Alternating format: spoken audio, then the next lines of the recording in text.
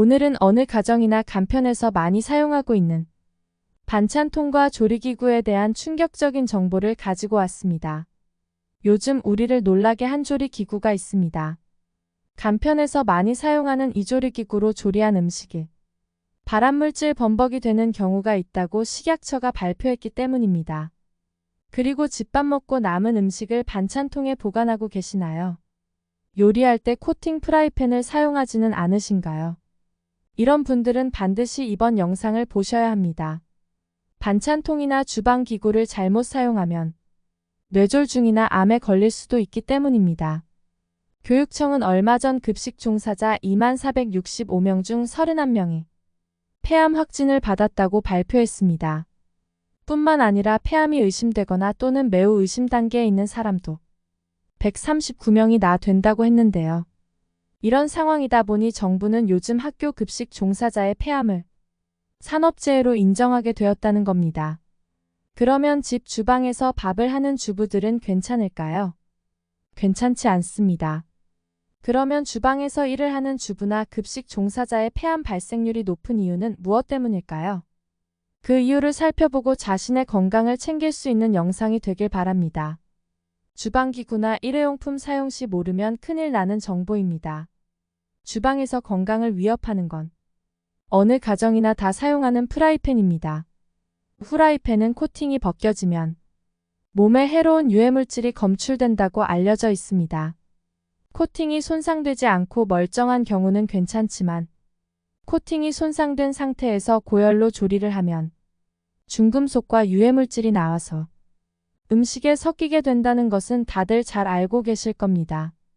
코팅이 벗겨진 프라이팬은 당장 쓰레기통에 버리셔야 합니다. 알루미늄 등 금속 성분이 나올 수 있기 때문인데요. 알루미늄은 몸에 흡수가 적게 되는 편이지만 장기간 쌓이면 뇌나 신장에 아주 해롭습니다. 에너지 순환이나 신진대사 소화 과정을 방해해 면역세포를 파괴하기도 합니다. 식약처는 코팅이 벗겨진 프라이팬을 절대 사용하면 안 된다고 강력 권고하기까지 했습니다. 이런 중금속과 유해물질을 계속 먹게 되면 건강을 위협받게 된다고 하는데요. 중금속과 유해물질은 우리 몸속에 쌓이고 있어도 특별한 증상이 나타나지 않는다는 겁니다. 그러나 전문가들은 이런 유해물질이 장기간 축적될 경우 암을 일으킬 뿐만 아니라 두통, 빈혈, 혈관까지 망가뜨린다고 했습니다. 이렇게 건강을 위협하는 물질이 조리 과정에서 여러 경로로 발생한다고 경고하고 있습니다. 어쩔 수 없이 사용해야 한다면 조금이라도 벗겨지면 바로 바꿔야 된다는 걸 잊지 말아야 합니다. 두 번째는 스테인리스입니다. 스테인리스 소재는 다른 소재에 비해 내구성이 좋고 얼룩이 남지 않아 사용하기 좋지만 제작 과정에서 표면을 깎아내기 위해 사용한 연마제가 남을 수 있어 구입 후 반드시 연마제를 제거해야 합니다. 연마제는 스테인리스와 같은 금속의 표면에 흠이 나는 것을 방지하기 위해 부식을 늦춰주는 역할로 사용되는 재료입니다. 탄화규소라는 광택의 성분으로 이루어져 있는데 인체에 유해한 성분으로 알려져 있습니다. 연마제 제거를 위해서는 우선 키친타올에 식용유를 묻히고 전체적으로 스테인리스 소재의 냄비 및 식기를 닦아주면 됩니다. 이때 검은 물질이 키친타올에 묻혀져 나오는데 이것이 바로 연마제입니다. 검은 물질이 보이지 않을 때까지 닦아준 뒤 주방세제와 부드러운 수세미로 세척하면 됩니다. 특히 베이킹소다를 이용하시면 더 깨끗하게 세척하실 수 있습니다. 물과 베이킹소다를 반반씩 섞어서 표면을 닦아주세요. 만약 집에 베이킹소다가 없으면 식초물을 끓여서 스테인리스 제품을 담아두는 것도 큰 도움이 됩니다. 세 번째는 고무대야입니다. 특히 김치 등을 담글 때 사용하는 고무대야는 폐플라스틱을 재활용해 만들었기 때문에 납카드뮴 등 중금속이 김치에 응축될 수 있어 주의해야 합니다. 이때는 식품용으로 제조된 플라스틱 재질 또는 스테인리스 재질의 대야를 이용하는 게 바람직합니다. 또한 플라스틱 재질은 고온에서 외형이 변형될 수 있기에 가열된 식품을 담는 용도로 쓰지 말아야 합니다. 그리고 플라스틱 용기를 전자레인지에 넣어 돌려 먹은 적 있으신가요? 요새는 배달 음식을 많이 시켜 먹는 추세라 배달 음식을 전자레인지에 돌리는 분들도 많습니다. 하지만 전자레인지에 돌리면 암에 걸릴 수 있는 플라스틱 재질이 있다는 사실 알고 계시나요? 플라스틱 용기를 보시면 화면과 같이 플라스틱 종류 표시가 되어 있습니다. 전자레인지에 돌려도 되는 플라스틱 용기 종류는 2번과 5번입니다. 반면에 3번, 6번, 7번 플라스틱을 사용하시면 발암물질이 나와 환경호르몬에 노출되기 쉽습니다. 그렇다면 전자레인지에 돌려도 되는 플라스틱 용기인지 아닌지를 어떻게 확인할 수 있을까요? 용기에서 전자레인지 사용 가능 표시를 확인하셔야 합니다. 같은 재질이어도 용기에 따라 내열성과 내구성이 달라지기 때문에 전자레인지 사용 가능 여부를 재질만으로 판단할 수는 없습니다. 그래서 남은 배달 음식을 전자레인지에 돌릴 때도 플라스틱 용기에 전자레인지 사용 가능한 표시가 있는지 반드시 확인하시기 바랍니다. 네 번째는 알루미늄 용기입니다. 양은 냄비는 라면도 빨리 끓고 가벼워서 많이들 사용하는 식기입니다.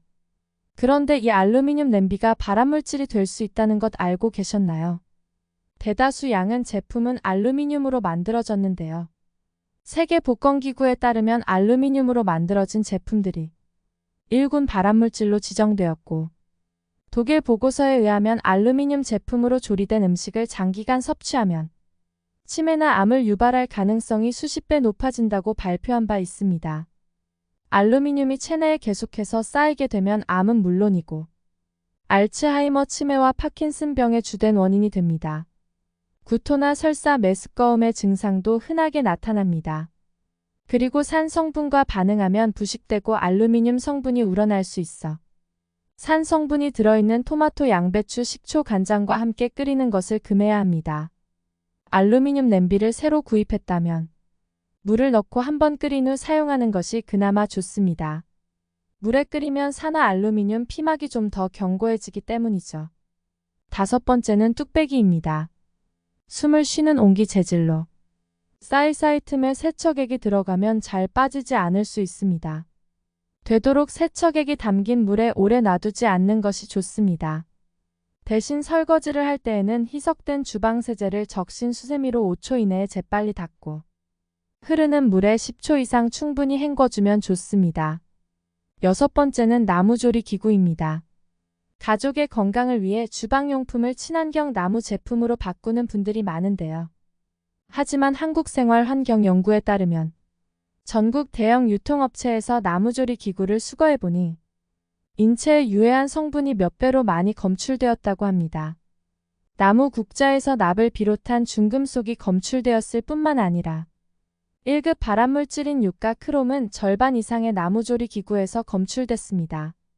나무조리 기구를 깨끗이 씻는 건 어떨까요? 나무 주걱이나 국자에는 양념이 배어 들어가 설거지를 해도 잘 세척되지 않습니다. 세균이 훨씬 빠르게 번식한다는 특징까지 있는데요. 색이 변하거나 갈라진 나무조리 기구는 당장 버리고 반드시 새 것으로 교체하시기 바랍니다. 마지막으로 에어프라이기입니다.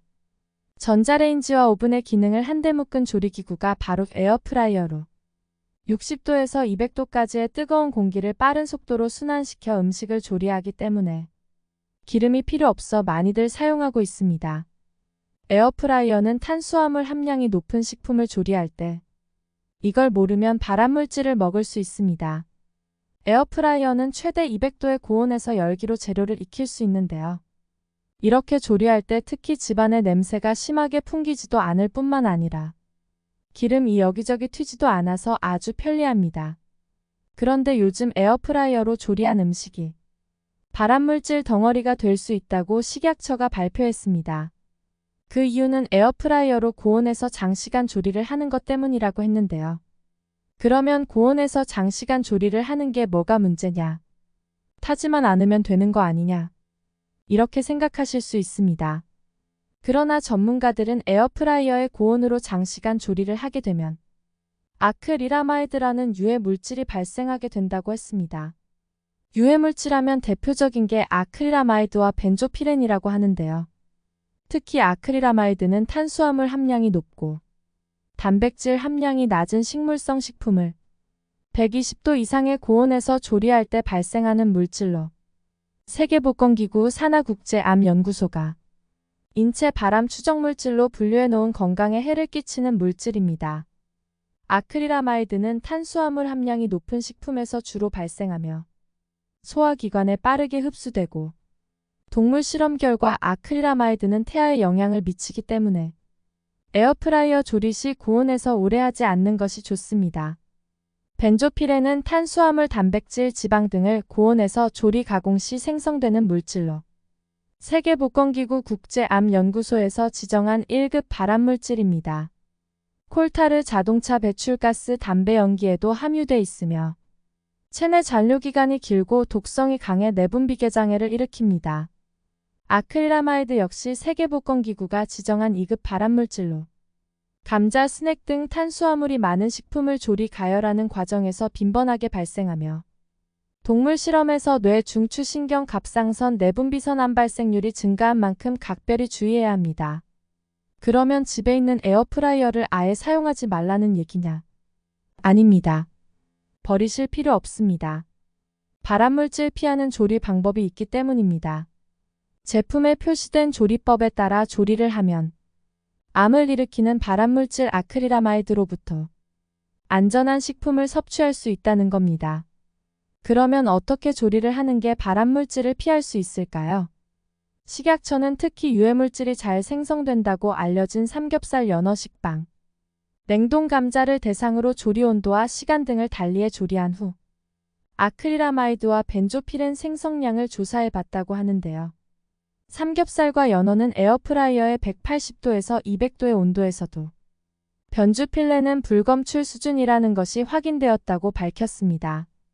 그러나 식빵과 냉동 감자는 에어프라이어로 200도에서 고온으로 조리했더니 아크릴아마이드 유해 물질이 이후 권고 기준 이상 검출되었다고 밝혔습니다.